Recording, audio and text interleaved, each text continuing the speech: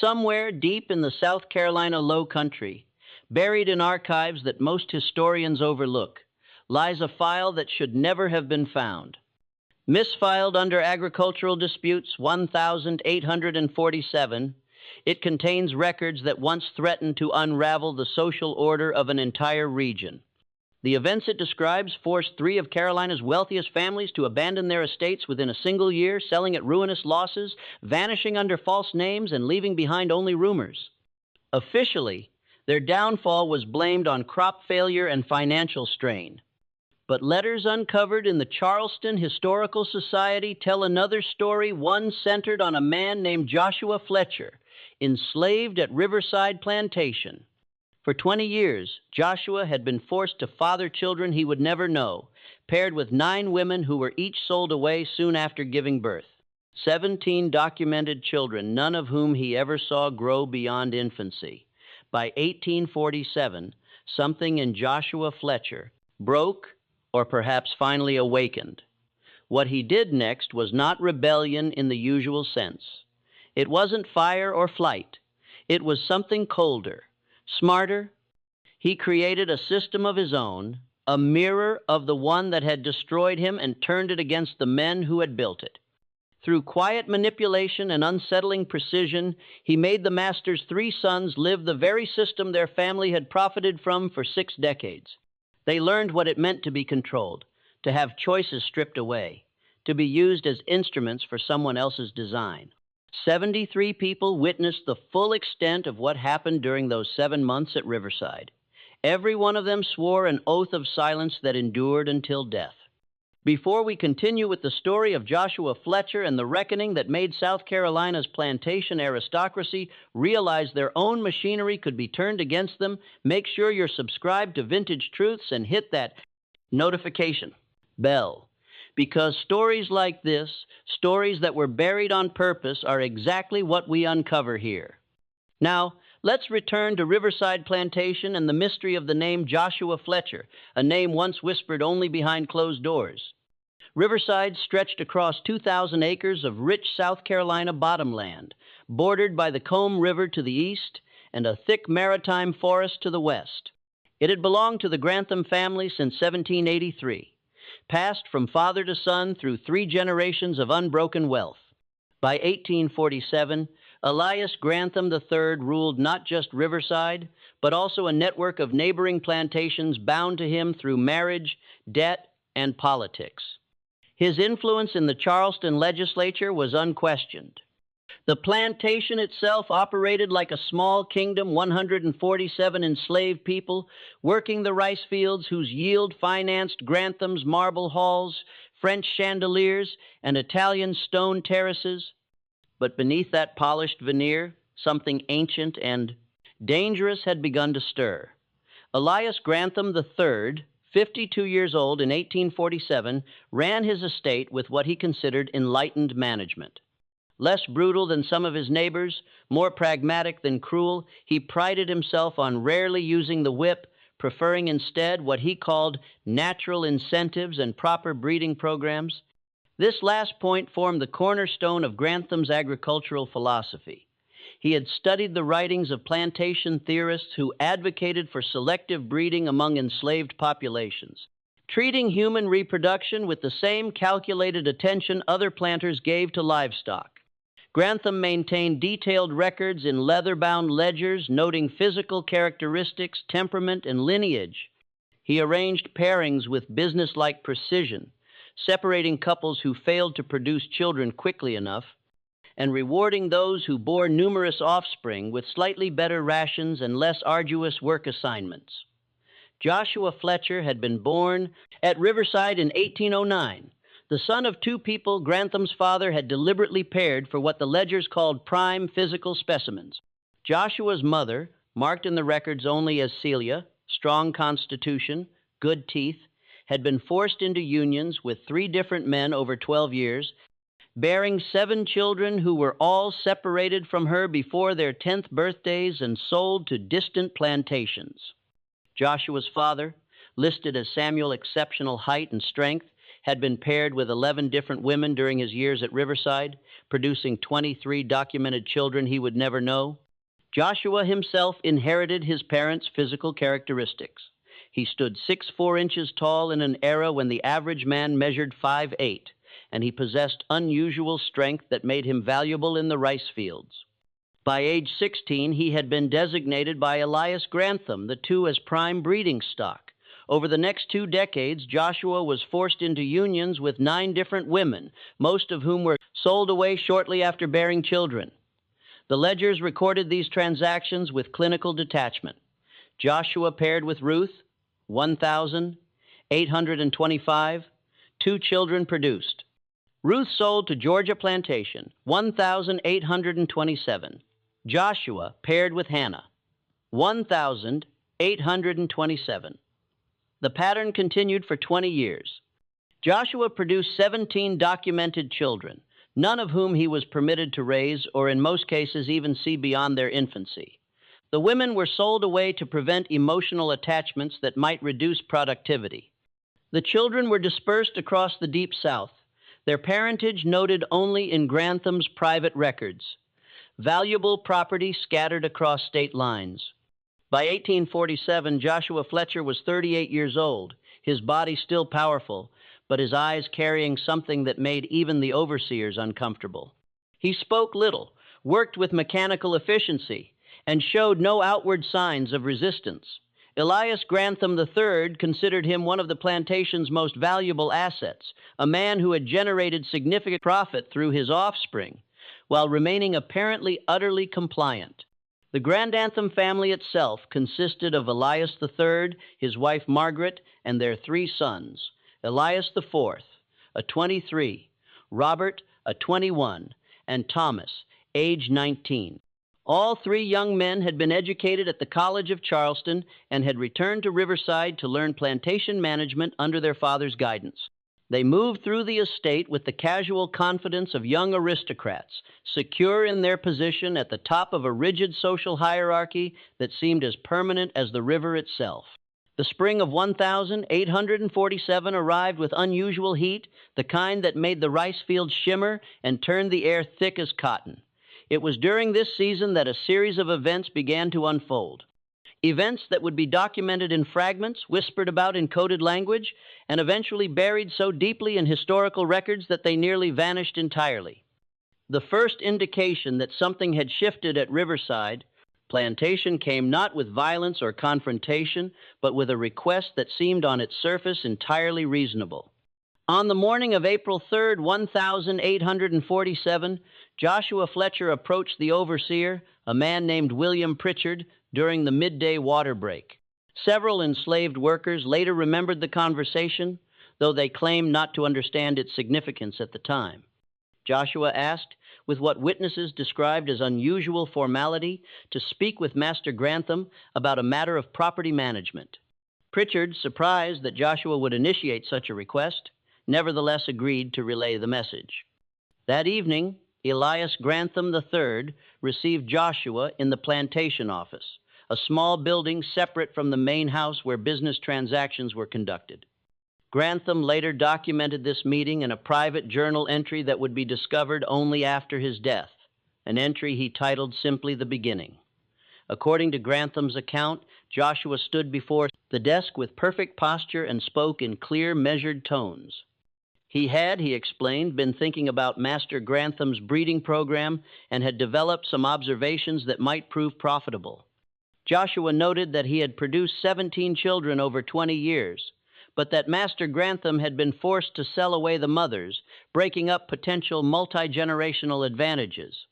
What if, Joshua suggested, there were a way to create more stable breeding lines that would increase the plantation's long-term value? Grantham, intrigued by what seemed like unusual business acumen from an enslaved man, asked Joshua to elaborate. What followed was a presentation that Grantham later described as disturbingly sophisticated. Joshua outlined a theoretical breeding program that would keep families together through multiple generations, allowing for the study of inherited traits and the development of specialized labor lines. He spoke about genetics, a term that made Grantham pause, as it reflected knowledge typically restricted to educated planters, and suggested that Riverside could become a model for other estates if such a program proved successful. Impressed despite himself, Grantham asked Joshua where he had acquired such knowledge. Joshua's response was simple. He had been listening, watching, and learning for 38 years. Every conversation between master and overseer, every discussion of breeding theory, every business transaction, all of it had been absorbed and analyzed by a mind that Grantham had assumed was incapable of such sophisticated thought. The meeting ended with Grantham promising to consider Joshua's suggestions.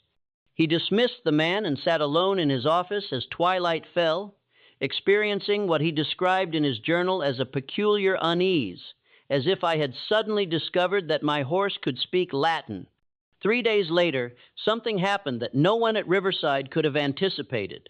Elias Grantham IV, the eldest son and heir to the plantation, disappeared. He vanished between the main house and the stables, a distance of perhaps 200 yards in broad daylight.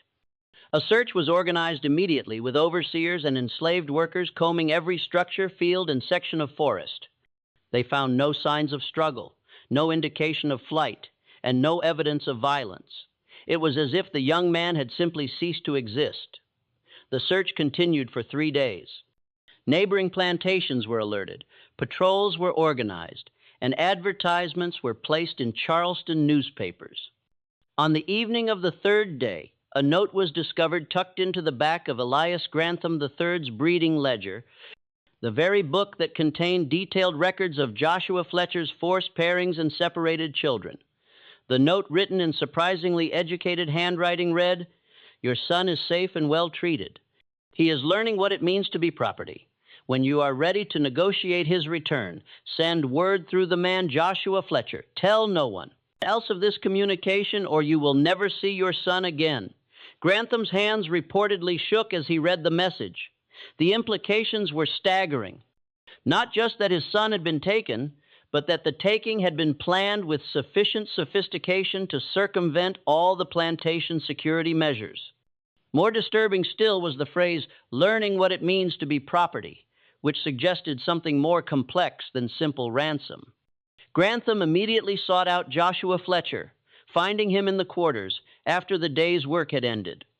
The conversation that followed was witnessed by no one, but Grantham's journal entry that night conveyed his profound shock at what he learned. Joshua explained with the same measured tone he had used in their previous meeting that young Elias IV was indeed safe and unharmed. He was being held in a location that would never be found through searching. But his treatment, Joshua continued, would depend entirely on the cooperation of Elias, Grantham III. A breeding program was about to begin at Riverside, Joshua said, but not the kind the master had ever imagined. Joshua laid out his terms with chilling precision. Elias Grantham III would continue to operate the plantation as before, maintaining all normal appearances, but in secret a new program would begin, one in which the Grantham sons would experience exactly what Joshua and countless others had endured. They would be paired with women not of their choosing, forced into unions designed to produce children, and separated from any offspring that resulted. If Master Grantham refused, or if he sought outside help, his eldest son would disappear forever into the vast network of enslaved people moving along the Underground Railroad. But moving south, not north, into the deepest parts of Georgia and Alabama, where a white man without papers would be assumed to be an escaped indentured servant and likely worked to death in the turpentine camps. The genius of Joshua's plan, as Grantham later acknowledged in his journal, was that it exploited the master's own system against him. To seek help from authorities or neighboring planters would require Grantham to explain that he had been outwitted by an enslaved man, a humiliation that would destroy his social standing and business reputation. Moreover, any investigation would inevitably uncover his own breeding program, which some considered controversial even among slaveholders. Grantham was trapped by the very structure of power he had thought unassailable. That night, Elias Grantham III made the decision that would haunt him for the rest of his life. He agreed to Joshua Fletcher's terms. The implementation of what Joshua called the reckoning began with methodical precision that suggested months, perhaps years, of careful planning. Elias IV was returned to the plantation exactly 1 week after his disappearance, delivered to the edge of the property in the pre-dawn hours, and discovered by field workers who immediately alerted the main house. The young man appeared physically unharmed but psychologically altered. He spoke little about his captivity, and when pressed by his father, would only say that he had been treated with exactly the consideration I have shown others. His eyes carried a haunted quality that would never entirely fade, but his return came with new demands that expanded the scope of Joshua's plan. Within the plantation slave quarters, a building had been quietly modified. What had once served as a storage shed for tools had been transformed into a secure structure with reinforced doors and small high windows. The work had been done at night over several weeks, unnoticed by the overseers who rarely ventured into the quarters after dark. Inside, the space had been divided into 3 small rooms, each furnished with only a narrow bed, a small table, and a chamber pot. Joshua's instructions to Elias Grantham III were explicit and non-negotiable. All 3 Grantham sons would participate in the breeding program. They would be confined to the modified building during evening hours from dusk until dawn.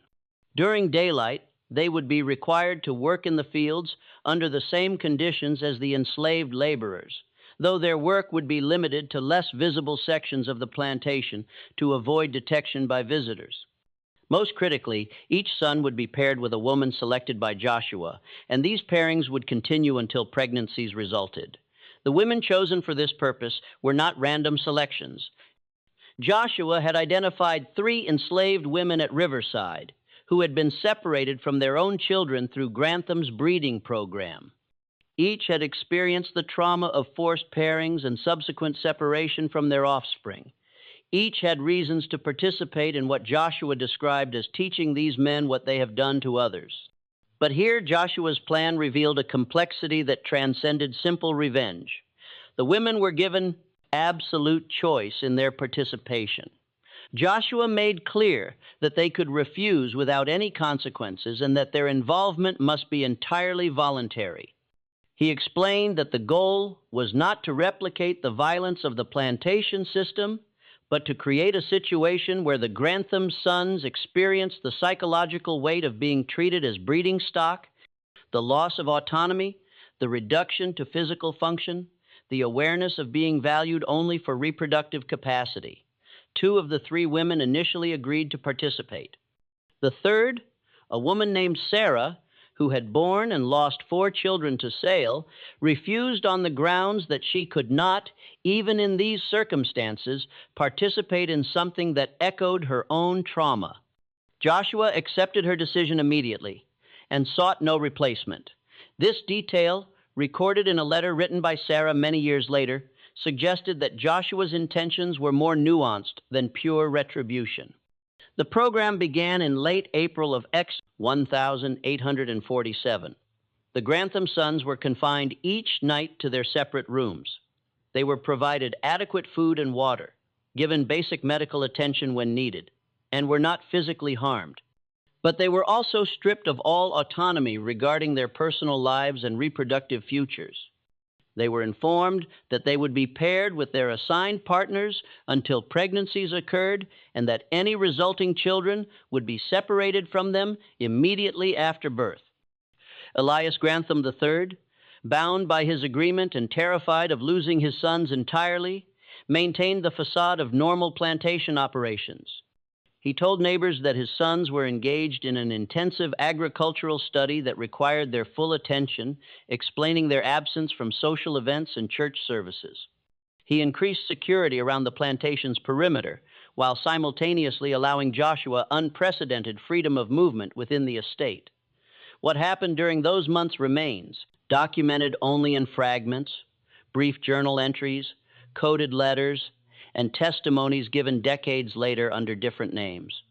But certain facts emerge clearly from these scattered sources. The psychological impact on the Grantham sons was profound and immediate. Robert, the middle son, attempted to escape twice during the first month, both times being returned by enslaved workers who had been organized by Joshua into an efficient surveillance network. After the second attempt, Robert reportedly experienced a complete emotional collapse, spending days in what his father described as a state of cattle-picked despair. He had confronted suddenly and absolutely the reality of powerlessness, the understanding that his body, his time, and his future were no longer his to control. Thomas, the youngest, took a different approach. He attempted to negotiate with the women assigned to him, trying to form genuine human connections that might somehow redeem the situation. But he discovered painfully that sincerity under coercion carries little meaning. The woman paired with him, a seamstress named Rebecca, explained with patient precision that his desire for her emotional participation was itself a form of violence, expecting her to provide not just physical compliance, but also the comfort of believing he was different from other masters who had used her and others like her. Elias IV, who had already experienced a week of captivity before the program began, responded with withdrawal into silence. He performed what was required of him with mechanical compliance, but spoke almost nothing, even to his brothers or father. He had understood something fundamental about the system he had been born into, and that understanding had broken something essential in his character. Meanwhile, Joshua Fletcher continued to work in the rice fields during the day, showing no outward signs of his central role in these events. Overseers later testified that he remained the most reliable worker on the plantation, completing his tasks with the same steady efficiency he had always shown. At night, however, he became something else entirely, an administrator of his own counter-plantation, ensuring that his program ran according to his exacting standards. The genius of Joshua's plan extended beyond the immediate situation. He had carefully documented everything in a series of letters addressed to abolition societies in Philadelphia and Boston. These letters detailed not only his own breeding program for the Grantham sons, but also provided comprehensive evidence of Elias Grandantham III's decades-so-long breeding program for enslaved people. The letters were held by trusted intermediaries, with instructions to mail them if Joshua disappeared or if the program was disrupted prematurely. This created a checkmate situation. Grenham could not eliminate Joshua without triggering the release of information that would destroy his reputation and potentially lead to legal consequences, as some aspects of his breeding program violated even the lenient standards of the time. Joshua, meanwhile, had created a situation where the plantation owner was forced to participate in the oppression of his own children, experiencing firsthand the moral weight of decisions he had made casually for decades. By June of 1847, the situation at Riverside Plantation had developed additional layers of complexity that no one, including Joshua Fletcher, had fully anticipated. The first pregnancy was confirmed in early June. Rebecca, the woman paired with Thomas Grantham, was carrying a child. The news created an immediate crisis because it forced everyone involved to confront the logical endpoint of Joshua's program. What would actually happen when a child was born from these forced unions? Would Joshua truly separate the Grantham sons from their offspring, replicating the exact trauma that had defined his own life? This question became the subject of intense debate among the enslaved community at Riverside. Some believed Joshua would follow through with absolute precision, arguing that only by experiencing the complete cycle of breeding, birth, and separation would the Grantham sons truly understand what they had done to others. Others, including Sarah, who had refused to participate, argued that perpetuating such trauma, even as education, would corrupt the moral foundation of the entire undertaking. Joshua himself remained silent on his intentions, which only increased the tension. He continued to maintain his program with unwavering consistency, but he also began to exhibit signs of psychological strain. Several enslaved workers later reported finding Joshua sitting alone at night, staring at his hands in the moonlight as if they belonged to someone else. The weight of power, even righteous power exercised against oppressors, was revealing itself to be its own burden. Meanwhile, something unexpected was occurring among the Grantham sons themselves. The shared trauma of their Situation began to break down the hierarchies that had previously defined their relationships. Elias IV, Robert, and Thomas had always competed for their father's approval, each trying to prove himself worthy of managing the plantation. But their current circumstances eliminated those distinctions. In their evening confinement, they were all equally powerless, all equally reduced to biological function. This leveling created space for conversations they had never previously had.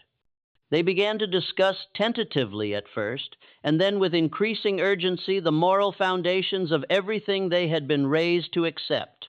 Robert, who had attempted escape twice, confessed that his desperation to flee stemmed not from physical fear, but from the crushing realization that his entire worldview had been built on comfortable lies. Thomas spoke about his attempts to form genuine connections with Rebecca, and his dawning understanding that kindness under coercion is simply refined cruelty. Most significantly, Elias IV began to articulate something that approached genuine moral reckoning. In a conversation his brothers later recounted, he described his week of initial captivity, how he had been kept in darkness, fed minimal rations, and forced to perform meaningless labor for hours each day. But the worst part, he explained, was not the physical hardship. It was the moment when he realized that his captors viewed him with the same casual indifference he had shown to enslaved people throughout his life. He was to them simply a tool, an object whose suffering merited no more consideration than one would give to a broken plow. These emerging insights created an unexpected problem for Elias Grantham III. His sons were supposed to be learning a harsh lesson that would eventually end, allowing them to return to their proper roles as plantation managers, but instead, they were developing perspectives that fundamentally contradicted the economic and social foundations of the family's wealth. They were becoming, in essence, internal critics of the very system that defined them. Grantham documented his growing alarm in his journal. He recognized that Joshua's program was succeeding beyond its apparent intentions. It was not simply punishing his sons, but transforming them into people who could no longer comfortably operate within the plantation aristocracy. This realization brought with it a question that Grantham found deeply disturbing. Was Joshua Fletcher more sophisticated than even he himself had understood?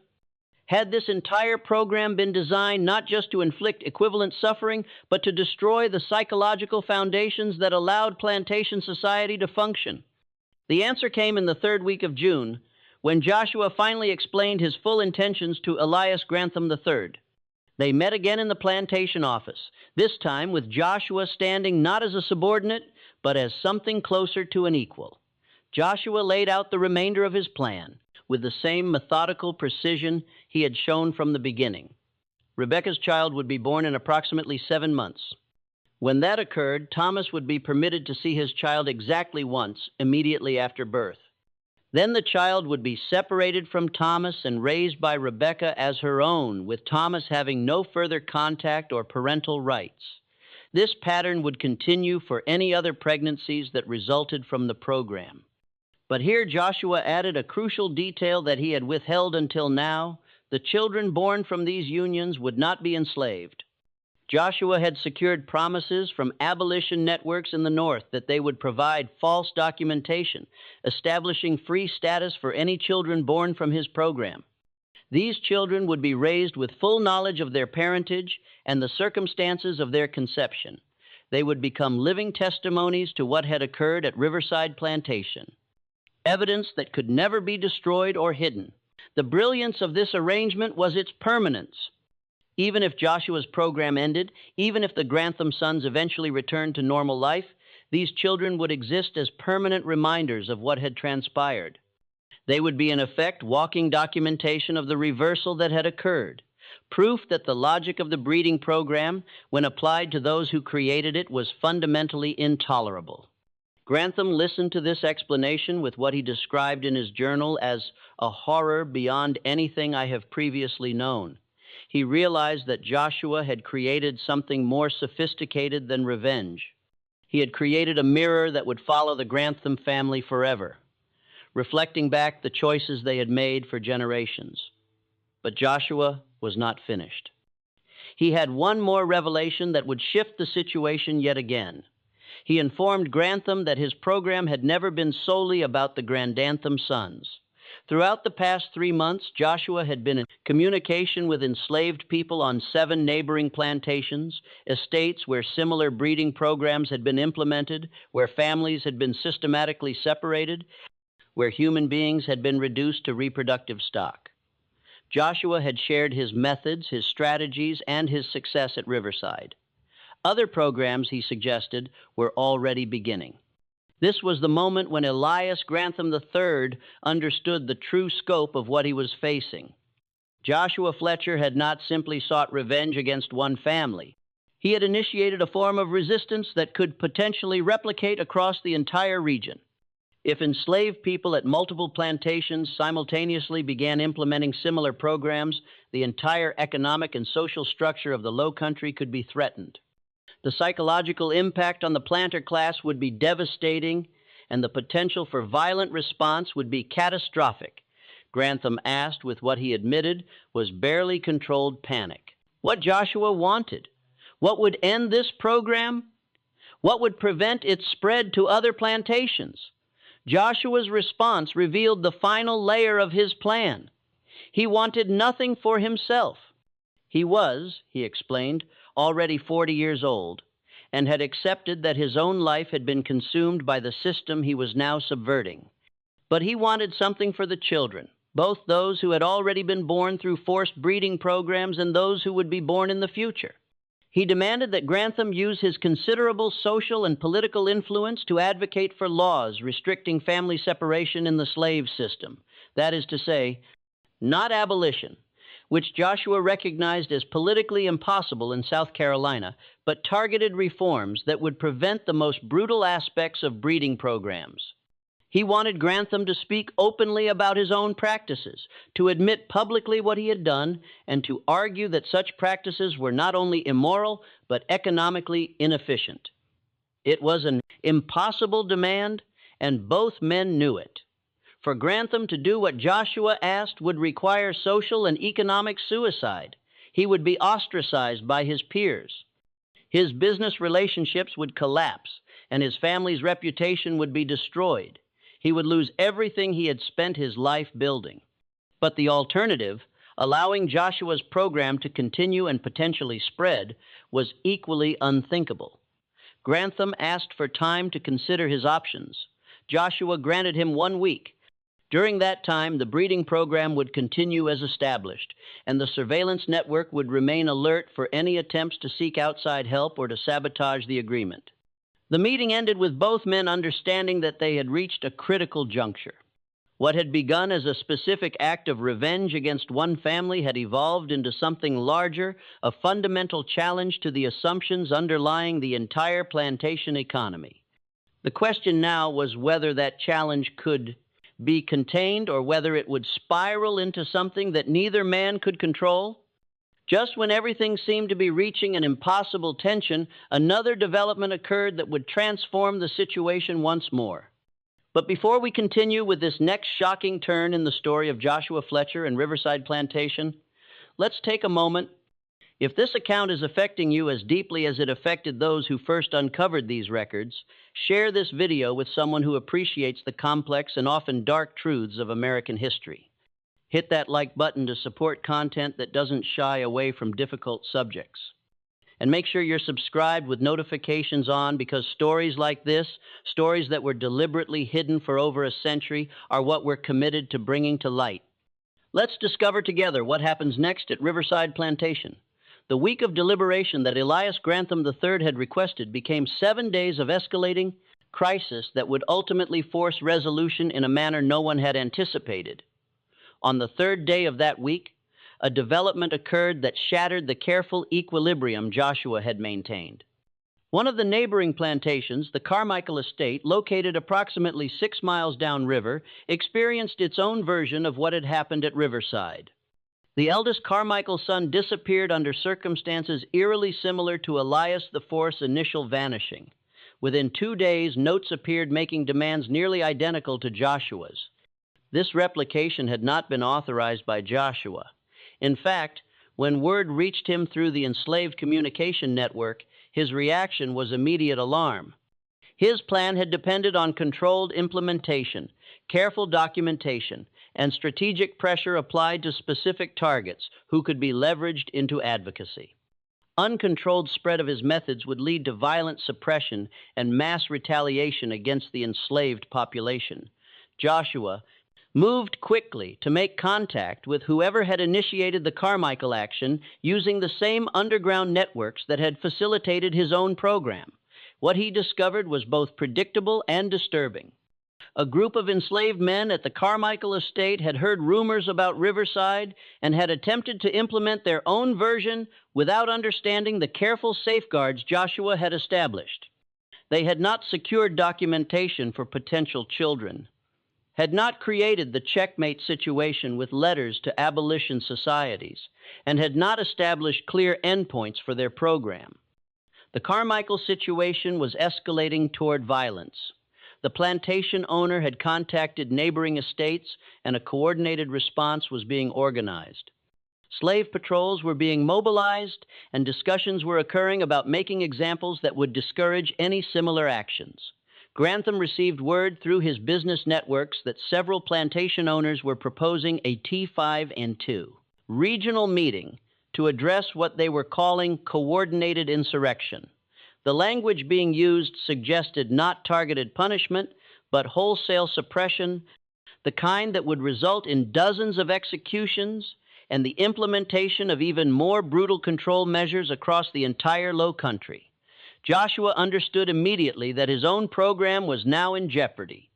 The careful moral and strategic framework he had constructed would be swept away in a wave of suppression that would treat all resistance as identical. The distinction between his targeted strategic action and the Carmichael improvisation would be irrelevant to planters who saw only a threat to their authority. Moreover, the women who had participated in his program, Rebecca, who was now visibly pregnant, and the two others, would almost certainly face brutal interrogation and punishment once the region descended into panic-driven retaliation. He made a decision that would define the final phase of his reckoning. Joshua went to Elias Grantham III and proposed something extraordinary. They would work together to resolve both situations. Joshua would use his influence among the enslaved networks to negotiate the peaceful conclusion of the Carmichael action, securing the safe return of the missing son and the safety of those who had taken him. In exchange, Grantham would use his political connections to ensure that no mass retaliation occurred and that the incident would be quietly resolved without the usual brutal suppression. But Joshua's proposal included a larger component. He suggested that Grantham could use the Carmichael incident as cover for implementing the reforms Joshua had originally demanded. Grantham could argue to other planters that family separation policies were creating dangerous instabilities, that breeding programs were generating organized resistance, and that strategic reforms were necessary for the preservation of the entire system. Grantham could present himself as a pragmatic voice for limited change, motivated not by moral concerns, but by economic and security interests. It was a compromise that would allow both men to achieve partial objectives while avoiding the catastrophic violence that seemed increasingly inevitable. Joshua would not get public admission of wrongdoing or full implementation of his demands, but he would get meaningful reforms that would reduce some forms of suffering. Grantham would not face social suicide, but he would have to use his influence in ways that would distance him from his previous practices and mark him as controversial among his peers. The negotiation that followed was documented by Grantham in surprising detail, perhaps because he recognized its historical significance. Over 3 intense days, Joshua and Grantham hammered out an agreement that addressed immediate crises while establishing longer-term changes. They met in the plantation office after nightfall, when Grantham could be certain no overseers or neighbors would observe these extraordinary conferences. The discussions were heated at times. Grantham objected to several of Joshua's demands as impossibly idealistic, while Joshua pushed back against what he saw as Grantham's attempts to minimize his commitments. During one particularly tense exchange, on the second night of negotiations, Joshua presented Grantham with something the planter had never seen before: a detailed ledger that mirrored Grandantham's own breeding records, but told the story from a different perspective. Joshua had been keeping his own documentation for 20 years, recording not just the births and sales that Grantham tracked, but the human cost of each transaction. Names of women who had become emotionally devastated after separations, children who had cried for parents they would never see again, the physical and psychological toll of forced reproductive partnerships. The ledger was meticulous, comprehensive, and devastating in its implications. Grantham later wrote that seeing his own system documented from the perspective of those who suffered under it was more effective than any moral argument could have been. The clinical detachment he had maintained when recording his own breeding program became impossible when confronted with Joshua's counter-narrative. He realized that Joshua had not simply endured the system, he had analyzed it, understood it more completely than Grantham himself did, and used that understanding to dismantle it from within. The turning point in their negotiation came when they addressed what would happen to the Grantham sons. Grantham initially wanted them to return to Riverside and resume their previous lives, perhaps with some modifications in their attitudes, but essentially unchanged in their social positions. Joshua refused absolutely. He argued that allowing the sons to return to privilege without consequence would negate everything the program had been designed to teach. The sons had experienced a fraction of what enslaved people endured daily. If they returned to comfort and power, that experience would become merely an unpleasant memory rather than a transformative education. Joshua's alternative proposal was radical. The sons should be sent away permanently, given new identities in the North, and required to work for their own livelihood without access to family wealth or connections for at least 5 years. During that time, they should be required to support abolition work financially, directing their earnings toward organizations that helped formerly enslaved people establish free lives. Only after demonstrating sustained commitment to opposing the system that had created them should they be allowed to access family resources. Grantham initially rejected this as too extreme, but Joshua's response cut through his objections with brutal clarity. He pointed out that enslaved mothers at Riverside had been permanently separated from their children with no guarantee of ever seeing them again, no ability to provide financial support, and no expectation that their suffering would end after a set period. If 5 years of separation and reduced circumstances seemed unbearable to Grantham, what did that say about the system he had operated for decades? The logic was undeniable, and Grantham eventually acquiesced to a modified version of Joshua's proposal.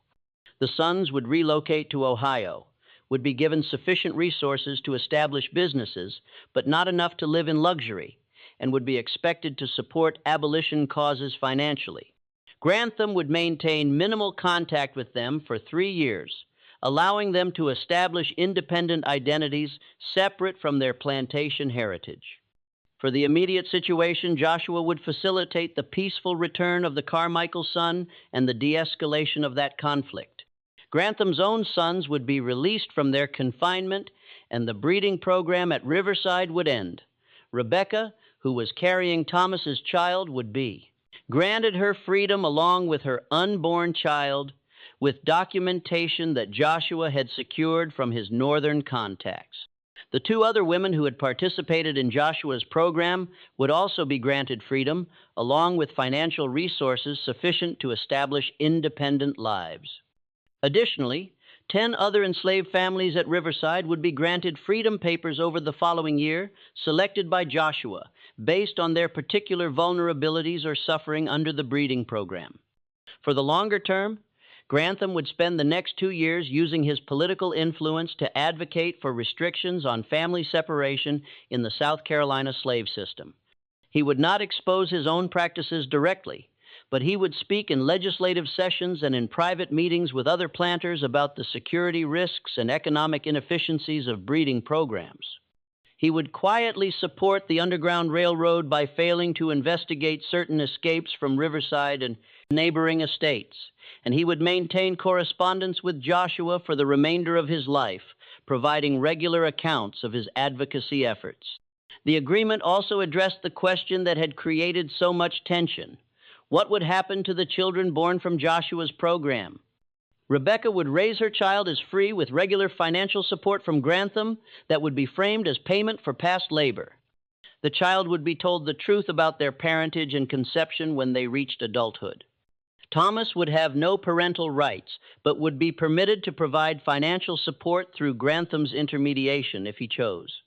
Most significantly, Joshua insisted on creating a trust fund for the child, funded by Grantham's estate, that would provide education and resources into adulthood, ensuring that this child, born from coercion, would have opportunities that purely free birth might not guarantee. On the seventh day, the deadline Joshua had set for Grantham's decision, both men took actions that would permanently alter the trajectory of their lives. Joshua orchestrated the peaceful resolution of the Carmichael crisis, negotiating terms that secured the safety of everyone involved and prevented the mass retaliation that had seemed imminent. He traveled personally to the Carmichael estate using networks of trusted intermediaries to arrange a meeting with the enslaved men who had taken the plantation heir. The negotiation was delicate. These men were angry, traumatized, and skeptical of any resolution that didn't result in fundamental change. Joshua spoke to them with a combination of empathy and pragmatism, acknowledging the justice of their anger while explaining the tactical realities they faced. He shared details of his own program at Riverside, including both its successes and its limitations, and he outlined a path forward that would secure their safety while advancing longer-term goals. The Carmichael son was returned, unharmed, and the enslaved men who had taken him were quietly relocated to northern states through underground railroad networks, avoiding the executions that would certainly have followed if authorities had been involved. Joshua provided them with contacts in Philadelphia and Boston, along with documentation and recommendations that would help them establish new lives. He also extracted a promise from the Carmichael family, negotiated through Grantham's intermediation, that no retaliation would occur against the remaining enslaved population at their estate. A promise backed by the implicit threat that any such retaliation would result in the full story becoming public through Abolition Society. Publications. Grantham, meanwhile, called a meeting of neighboring plantation owners and presented a carefully constructed narrative about recent disturbances in the region. He argued that increased organization among enslaved populations was being driven by specific policies, particularly family separation and breeding programs that created both psychological trauma and strategic motivation for resistance. He proposed that limited, targeted reforms would reduce these pressures without fundamentally altering the economic system. His arguments were pragmatic rather than moral, focused on security and profit rather than justice. He presented data from his own estate showing that enslaved workers who maintained family connections were more productive and less likely to attempt escape or sabotage. He warned that the alternative to modest reform was escalating resistance that would require increasingly brutal and expensive suppression. His proposals were met with resistance and skepticism from most of his peers, but they also initiated conversations that would continue for years. Several plantation owners, frightened by the Carmichael incident and concerned about their own security, began quietly modifying their policies regarding family separation. Others rejected Grantham's suggestions entirely and doubled down on violent control measures. Grantham had successfully introduced ideas that would gradually, incrementally influence regional practices, even as the larger system of slavery continued until its eventual abolition through civil war. The breeding program at Riverside formally ended on the same day the agreement was finalized. The Grantham sons were released from their confinement and informed by their father that they would be leaving South Carolina permanently. Elias Grantham III had arranged for them to relocate to Ohio, where they would establish business operations far from the plantation economy that had shaped their childhoods. He could no longer trust that they would maintain the social and economic structures he had spent his life defending, and their presence at Riverside had become a liability. The final meeting between Elias Grantham III and his sons was documented in a letter Thomas later wrote to a friend. Grantham told them that what they had experienced was a consequence of choices he had made, choices he could no longer fully defend, but could not entirely renounce without destroying everything he had built. He acknowledged that they had been harmed by his decisions, just as countless enslaved people had been harmed by those same decisions. He did not ask for forgiveness, but he did express something close to regret, a recognition that the world he had helped create was fundamentally unjust, even if he lacked the courage to fully oppose it. The sons departed Riverside without ceremony, traveling north with minimal possessions and uncertain futures. They never returned to South Carolina, not even for their father's funeral. Joshua Fletcher was also freed as part of the agreement, though he chose not to relocate to the north. Instead, he remained in the South Carolina Low Country, working as what records describe as an itinerant laborer and advocate. He spent the remaining years of his life moving between plantations, speaking with enslaved people about resistance strategies, documentation methods, and negotiation tactics. He became a figure whispered about in slave quarters across the region, a man who had proven that the system could be challenged through intelligence and organization, not just through flight or open rebellion. His methods were studied, adapted, and occasionally replicated, though never again with the same comprehensive success he achieved at Riverside. The winter of 1848 brought a kind of accounting to the events that had transformed Riverside Plantation and the surrounding region. The changes were subtle enough that most observers would not have noticed them, but they were profound for those directly involved. Rebecca gave birth to a daughter in February of 1848. The child was recorded in official documents as freeborn, the daughter of Rebecca Fletcher. Rebecca had taken Joshua's surname as her own when granted her freedom. Thomas Grantham sent financial support through his father's intermediation as the agreement specified, but he never met his daughter. The arrangement had been designed to spare the child from the confusion of having a father who existed only as a distant financial contributor, while also ensuring that Thomas experienced the permanent separation that enslaved fathers had, endured for generations. Thomas would eventually marry in Ohio and father 4 legitimate children, but letters discovered after his death suggested that he never stopped thinking about the daughter he was prevented from knowing. He wrote to his wife shortly before his death in 1889, "There is a woman in Philadelphia now 40 years old who carries my blood and my name but knows me only as a historical fact. I provided money for her education and her establishment in life, but I was never permitted to be her father. This was just though justice has proven more painful than I imagined when I was 19 years old." The daughter, who took the name Sarah Fletcher after her mother's grandmother, grew up in Philadelphia in a community of formerly enslaved people and abolitionists. She was told the full story of her conception and birth when she turned 18, and her response was documented in a letter she wrote to Joshua Fletcher in 1866. She expressed gratitude for her freedom and opportunities, anger at the system that had made her existence possible only through coercion, and a complex ambivalence about her father that she would carry throughout her life. She became a teacher and an activist working with formerly enslaved people during Reconstruction, and she raised her own children with detailed knowledge of their unusual family history. Her descendants include educators, civil rights activists, and historians who have worked to preserve the story of Joshua Fletcher and Riverside Plantation.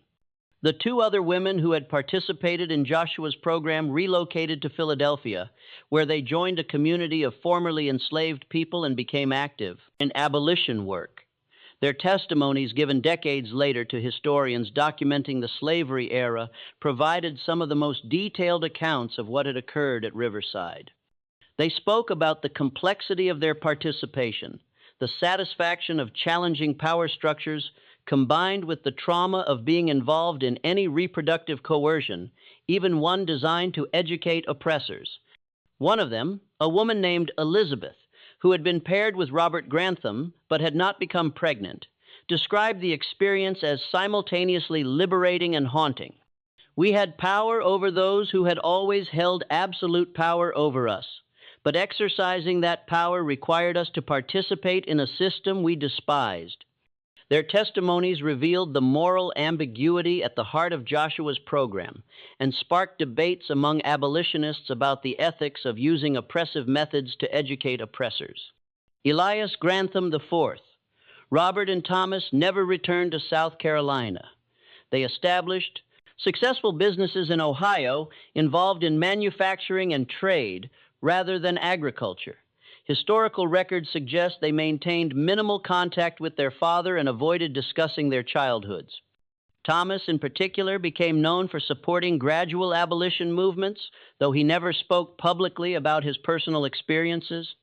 He donated significant portions of his business profits to Underground Railroad operations and to organizations supporting formerly enslaved people. His brothers followed similar paths, though with varying degrees of commitment. Elias IV became increasingly reclusive as he aged, troubled by what his nephew later described as demons he could never fully name or exorcise. Robert threw himself into business with almost manic intensity, as if constant work could somehow compensate for or erase the past. The psychological impact of their months in confinement stayed with them throughout their lives. Friends and business associates later described all three brothers as unusually sensitive to issues of personal autonomy and human dignity, though the source of these convictions remained mysterious to those who knew them. A business partner of Thomas wrote in 1881 that Thomas had once walked away from a lucrative contract when he learned that the other party employed child labor in dangerous conditions, saying only, "I know what it means to be treated as property, and I will not profit from such treatment of others." When pressed for details about this cryptic statement, Thomas refused to elaborate, maintaining the oath of silence that all 73 people who knew the full truth had sworn to uphold. Elias Grantham III continued operating Riverside Plantation until his death in 1859, but the estate's character changed significantly. He reduced his enslaved population by half over the course of a decade, selling off sections of the plantation and transitioning to less labor-intensive crops. The breeding program was permanently discontinued, and while Grantham did not free all the enslaved people at Riverside, he did modify policies to reduce family separations and improve living conditions. He maintained correspondence with Joshua until 1856, when Joshua's letters abruptly stopped. It was later discovered that Joshua had died of pneumonia while traveling between plantations during a particularly harsh winter. Grantham's response to learning of Joshua's death, recorded in his journal, was surprisingly emotional. "The only man who ever saw me truly has departed this world. I do not know whether to feel relief or loss. He held a mirror to my face and forced me to look at what I had become. And though I could not fully turn away from the system that made me, I could at least see it clearly. That sight has tormented me every day since our agreement was made, but it has also been the only honest relationship I have ever had. I am diminished by his absence." Grantham's advocacy for limited reforms in the slave system produced mixed results. He successfully influenced several local planters to modify their family separation policies, and he provided quiet support for Underground Railroad operations that helped dozens of enslaved people escape to freedom. His speeches in legislative sessions were noted for their unusual perspectives. He argued that enslaved people were far more intelligent and strategic than most planters acknowledged, and that underestimating them created security vulnerabilities. These arguments made him unpopular among more traditional plantation owners who saw any acknowledgement of enslaved intelligence as dangerous. But the larger legislative reforms he advocated never gained significant traction. The South Carolina political establishment was too invested in the existing system to accept meaningful changes, and Grantham's own social standing declined as he became known as someone sympathetic to what his peers considered dangerous ideas. By the late 1852, he was increasingly isolated from the planter aristocracy he had once belonged to, viewed as either a traitor or a fool, depending on who was assessing him. In his final years, Grantham attempted to document what had happened at Riverside. creating the detailed private journals that would eventually provide historians with their most comprehensive account of Joshua Fletcher's program. He seemed to understand that the story needed to be preserved, even if it could not be told during his lifetime. His final journal entry, written 2 weeks before his death from heart failure, concluded with a passage that captured the unresolved tension at the center of his life. I have spent a decade trying to atone for what I did to Joshua Fletcher and the others at Riverside, but I know that my efforts have been insufficient. I freed some, but not all. I advocated for limited reforms, but did not call for abolition. I provided quiet support for escapes, but continued operating a system built on human bondage. I have been neither fully evil nor fully good. And I suspect that this moral ambiguity is the true character of most men who operate within unjust systems. We tell ourselves that small improvements justify continued participation, that incremental change is better than no change at all. Perhaps this is true. Or perhaps it is simply the lie we tell ourselves to sleep at night while others suffer. I will never know which. The estate itself was sold in 1861, shortly after Grantham's death and at the beginning of the Civil War. The new owners operated it for only 4 years before abandoning it entirely in 1865 as Union forces moved through the region. The property was eventually subdivided and sold to formerly enslaved families during Reconstruction, though most of these families lost their land during the subsequent decades of Jim Crow oppression. The buildings deteriorated over time, and by the early 20th century, only ruins remained. The land was eventually absorbed into a nature preserve, and today, few people who walk those trails realize they are walking through the site of one of the most unusual episodes in the history of American slavery. The historical record of what occurred at Riverside Plantation in 1847 remained fragmentary and deliberately obscured for over a century. The agreement between Joshua and Grantham had included provisions for secrecy. Both men understood that full public knowledge of events would trigger consequences neither desired. Grantham's private journals were sealed until 1950, held by descendants who didn't fully understand their significance. The letters Joshua had prepared for abolition societies were never sent as the peaceful resolution of the crisis made them unnecessary. But copies were preserved in abolition society archives where they lay unexamined for decades. The testimonies of Rebecca and the other women who participated were recorded but filed under misleading categories, making them difficult for researchers to locate. It wasn't until the 1,990 seconds, when historians began systematically examining plantation records and cross-referencing them with abolition society documents, that the full scope of Joshua Fletcher's program became clear.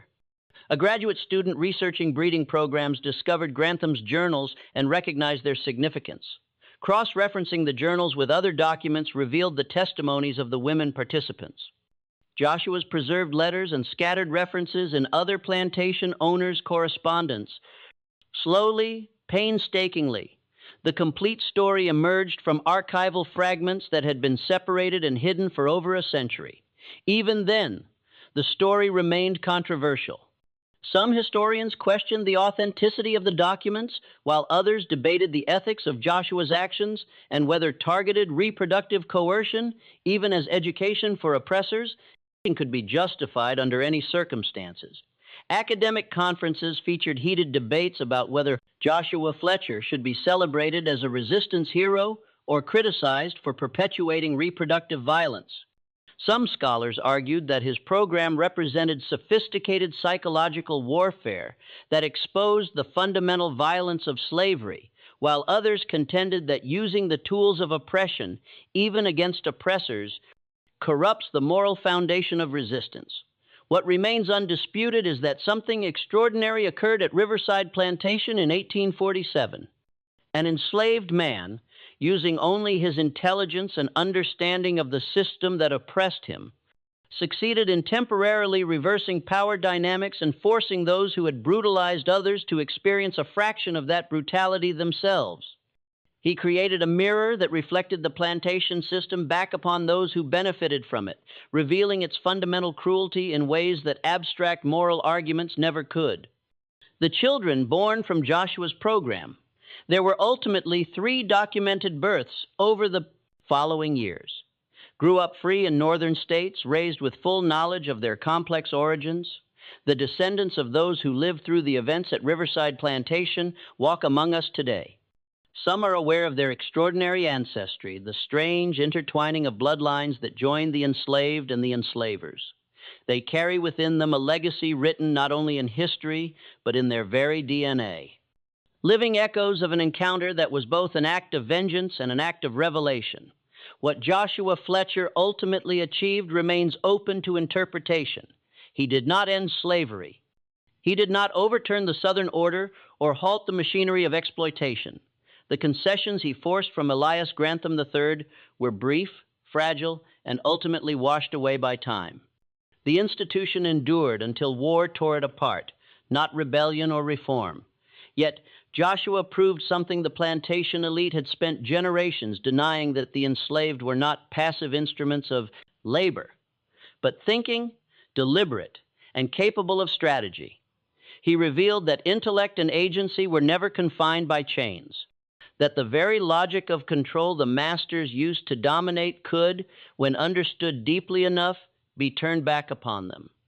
In the end, his story became a mirror held up to power. It showed that oppression can be studied, dismantled, and reversed, but also that in doing so, one risks reproducing the same cruelty one seeks to condemn. His method was cold precision, not chaos. Revenge carefully calculated to instruct. Pain designed to teach. Violence restrained, yet devastating. The story of Joshua Fletcher and Riverside Plantation is one of profound moral ambiguity. It challenges us to ask, can justice born of cruelty ever be true justice?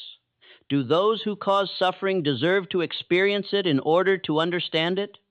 And when every peaceful avenue of resistance is erased, what forms of defiance remain morally permissible? What do you think? Were Joshua Fletcher's actions a form of justice, or did they only mirror the brutality they sought to expose? Did the Grantham sons emerge enlightened or simply broken? Share your thoughts in the comments below. If this exploration has made you see resistance, power, and history in a different light, make sure you're subscribed to Vintage Truths. Hit that notification bell so you never miss stories like this, stories that history tried to bury, but truth refuses to forget. Because the past is never simple, justice is never pure, and the stories we try hardest to erase are often the ones we most need to remember.